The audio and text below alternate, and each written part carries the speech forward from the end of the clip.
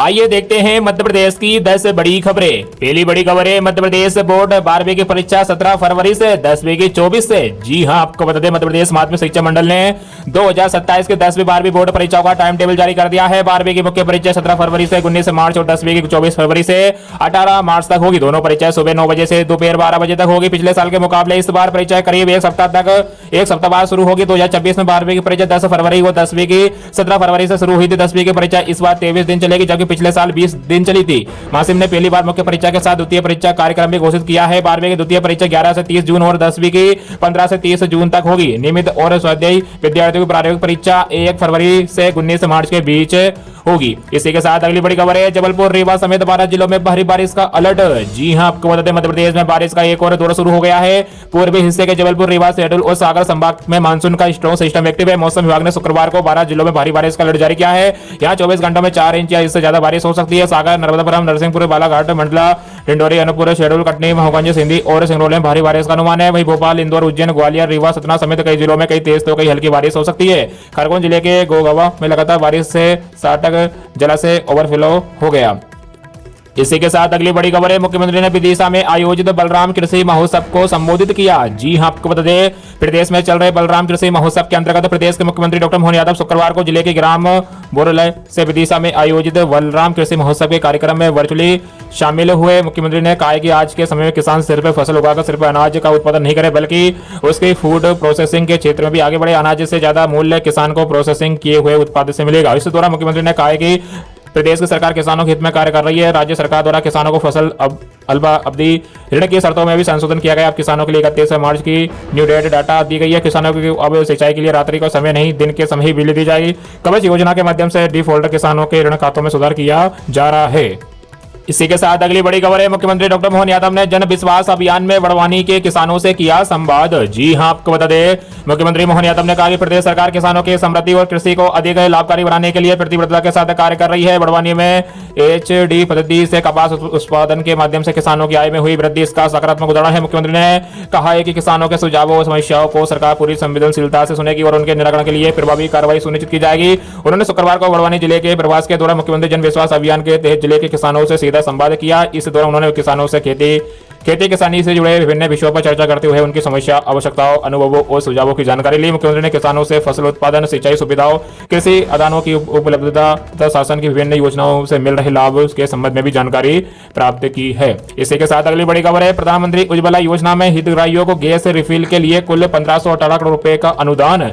जी हां, आपको बता दें खाद्य नागरिक आपूर्ति एवं उपभोक्ता संरक्षण मंत्री गोविंद सिंह राजपूत ने बताया कि राज्य सरकार द्वारा प्रधानमंत्री उज्ज्वला योजना एवं गैर प्रधानमंत्री उज्ज्वला योजना में लड़की बहनों को माह जुलाई 2023 से निरंतर 450 रुपए में गैस रिफिल उपलब्ध कराई जा रही है। योजना अंतर्गत माह जुलाई 2023 से मई 2026 तक हितग्राहियों को गैस रिफिल के लिए कुल 1518 करोड़ रुपए का अनुदान उपलब्ध कराया गया है। मंत्री राजपूत ने कहा कि लड़की बहनों को सस्ते दाम पर रसोई गैस प्राप्त होने पर उनके खर्च में बचत होने के साथ चूल्हे में खाना पकाने में भी होने वाले धुएं से बहनों बच्चों को स्वास्थ्य पर पड़ने वाले दुष्प्रभाव पर रोक लगी है। इसी के साथ अगली बड़ी खबर है मुख्यमंत्री डॉक्टर मोहन यादव ने रायसेन में आयोजित बलराम कृषि महोत्सव को वर्चुअली किया संबोधित। जी हां, आपको बता दें मुख्यमंत्री डॉक्टर मोहन यादव ने कहा कि रायसेन के किसानों की मेहनत ग्लोबल मार्केट में धूम मचा रही है। यहां के बासमती चावल की डिमांड आज दुनिया के 47 देशों में है। पिछले वर्ष लगभग 1800 करोड़ रुपए का बासमती निर्यात हुआ है। दुनिया रायसेन को सांची, भीमबेटका और भोजपुर से ही नहीं बल्कि बासमती और गेहूं के स्वाद से भी जानने लगी है।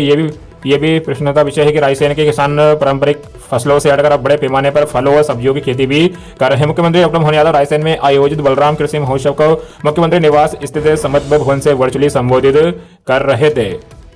मुख्यमंत्री ने कहा कि आने वाले समय में केन बेतवा राष्ट्रीय नदी जोड़ो परियोजना का लाभ रायसेन को मिलने जा रहा है, जिससे सिंचाई क्षमता में अभूतपूर्व बढ़ोतरी होगी। किसानों खेत हमारे लिए देवस्थल और उनका दाना दाना हमारे लिए प्रसाद के समान है। बीज से लेकर बाजार तक सरकार किसानों के साथ है। किसानों को बिना किसी ब्याज के 0% ब्याज पर ऋण मिलता रहेगा। ऋण चुकाने के लिए पूरे 1 साल का समय मिलेगा। सहकारी खातों की पुरानी गड़बड़ियां दूर कर हजारों किसानों को ऋण और योजनाओं का लाभ दिलाया जा रहा है। मूंग और उड़द का ऑपरेशन जारी है। MSP और बोनस के साथ रिकॉर्ड 104 लाख मीट्रिक टन गेहूं किसानों से खरीदा गया है। इसी के साथ अगली बड़ी खबर है प्रदेश में अब 24 घंटे खुल सकेंगे मॉल, दुकान, रेस्टोरेंट और थिएटर। जी हां, आपको बता दें प्रदेश में अब mall, restaurant, theatre, business centre सहित अन्य व्यावसायिक गतिविधियों केंद्र रात को भी खोलने जा सकेंगे। इसके लिए राज्यपाल मंगू भाई पटेल ने मध्य प्रदेश कार्यस्थल सशक्तिकरण संहिता 2026 विधेयक को मंजूरी दे दी है। अब स्थानीय निकायों की अनुशंसा पर सरकार शहर में व्यवस्था लागू कर सकेगी। इसमें कानून व्यवस्था की स्थिति को प्राथमिकता में रखा गया है। राज्यपाल ने वर्ष 2026-27 के प्रथम अनुपूरक बजट के लिए प्रस्तुत किए गए विनियोग विधेयक को भी अनुमति दे दी है। साथ ही समान नागरिक संहिता विधेयक को भी उन्होंने कानूनी सलाह के लिए अपनी विधि एवं विधायी शाखा को भेजा है। जानकारी के मुताबिक महाराष्ट्र, कर्नाटक, हरियाणा, हिमाचल प्रदेश, उत्तराखंड और तेलंगाना के शहरी क्षेत्रों, मॉल, रेस्टोरेंट, बिजनेस सेंटर, सूचना प्रौद्योगिकी से जुड़े कार्यालय 24 घंटे खुले रहते हैं। भारत सरकार ने सभी राज्यों से कहा था कि वे आर्थिक गतिविधियों को बढ़ावा देने के लिए प्रचलित नियमों में संशोधन करें। इसी दृष्टिगत राज्य सरकार ने जिन राज्यों में ये प्रावधान लागू है उनका अध्ययन कराया। दरअसल आईटी के क्षेत्र में तेजी के साथ काम हो रहा है, बड़ी बड़ी कंपनियां निवेश कर रही है। इसी के साथ अगली बड़ी खबर है, हंगामे की भेंट चढ़ा मानसून सत्र, सिर्फ 19% हुआ काम। जी हां, आपको बता दें संसद का मानसून सत्र हंगामे और आरोप प्रत्यारोप के बीच समाप्त हो गया। सत्र खत्म होने के बाद संसदीय कार्य मंत्री किरेन रिजिजू ने मीडिया को बताया कि इस सत्र में लोकसभा में महज 19% और राज्यसभा में 39% काम हुआ है। मंत्री ने विपक्ष पर सदन की कार्रवाई बाधित करने का आरोप लगाया। उन्होंने आरोप लगाया सरकार तो सदन चलाना चाहती थी लेकिन विपक्ष उसे बाधित करता रहा। रिजिजू ने कहा कि आज मानसून सत्र का समापन हुआ है, हम इसे दो नजरिए से देखते हैं। कामकाज के लिहाज से ये सत्र बहुत सफल रहा। हमने कुल 12 बिल पास किए लेकिन चर्चा और बहस के मामले में ये सत्र उतना सफल नहीं रहा। हंगामे के बीच पीएम मोदी के नेतृत्व में केंद्र सरकार 12 बिलों को पास करवाने में सफल रही। संसद के इस मानसून सत्र में बेशक लोकसभा का प्रदर्शन बेहद खराब रहा। इसी के साथ अगली बड़ी खबर है, मध्य प्रदेश को मिले 8,635 करोड़ के निवेश प्रस्ताव, 5,785 रोजगार होंगे सृजित। जी हां, आपको बता दें गुजरात के अहमदाबाद में आयोजित निवेश संवाद के दौरान मध्य प्रदेश को विभिन्न क्षेत्रों में 8,635 करोड़ रुपए के निवेश प्राप्त हुए हैं। इन प्रस्तावों से 5,785 से अधिक रोजगार के अवसर सृजित होंगे।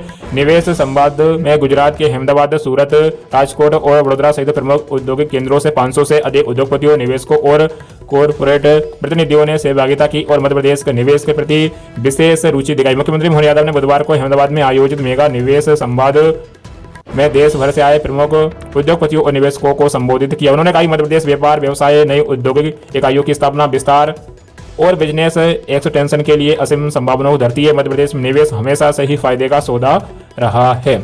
इसी के साथ अगली बड़ी खबर है, रक्षाबंधन से पहले ग्वालियर पुलिस का बड़ा तोहफा, 1 करोड़ के 451 गुम मोबाइल खोजकर मालिकों को लौटा है। जी हां, आपको बता दें ग्वालियर स्वतंत्रता दिवस और रक्षाबंधन के त्योहार से ठीक पहले ग्वालियर पुलिस ने आमजन को एक बड़ी राहत दी है। पुलिस ने विशेष 13 तुझको अर्पण अभियान के तहत वरिष्ठ पुलिस अधीक्षक धर्मवीर सिंह के निर्देशन में साइबर सेल ने महज 3 महीनों में देश के अलग अलग शहरों में 1 करोड़ से अधिक मूल्य के 451 गुम हुए मोबाइल फोन सफलतापूर्वक बरामद किए हैं। इसी के साथ अगली बड़ी खबर है, उत्तराखंड के चमोली में टनल में पानी भरा, 7 मौतें। जी हां, आपको बता दें उत्तराखंड में चमोली जिले के पीपल कोटी में गुरुवार शाम करीब 7 बजे निर्माणाधीन टनल में पानी और मलबा भर जाने से 7 लोगों की मौत हो गई है। 3 अभी भी टनल में फंसे हैं जिन्हें बचाने के लिए रेस्क्यू ऑपरेशन जारी है। टनल में कुल 22 लोग फंसे थे, इसमें 12 मजदूरों को निकाल लिया गया है, वही घायल हुआ। यूपी के कई जिलों में तेज बारिश हो रही है। कानपुर में गंगा का पानी खतरे के निशान करीब पहुंच गया है। वाराणसी में गंगा का जलस्तर बढ़ने से घाट किनारे 100 से ज्यादा छोटे मंदिर डूब गए हैं। हिमाचल प्रदेश में भारी बारिश और स्लाइड से ने रेल और सड़क यातायात प्रभावित किया है। तो वीडियो को लाइक करें, चैनल को सब्सक्राइब करें, इस वीडियो को ज्यादा से ज्यादा